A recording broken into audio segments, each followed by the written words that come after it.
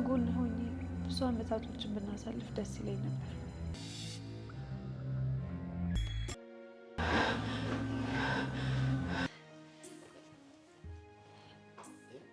ምን ነው? አይ ምንም።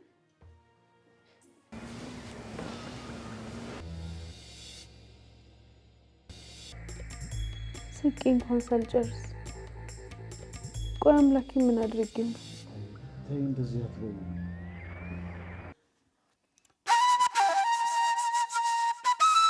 ስሚውልሽ እኔ ስለሱ ጉዳይ ምንም አይመለከተኝም። የፈለገውን ሰው ሊሆን ይችላል። ቤቴ ሲደፈር ግን ዝም ብዬ የማይሰዋል። ቆይ ማርቲ ደፈርሽኝ አትበይኝና ልጁ የማን ነው? እሺ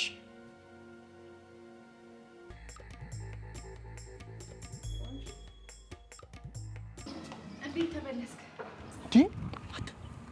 እያጃት ነው አታምርም። ድንጋይን የመሰለ ነገር ለማን ጥዬ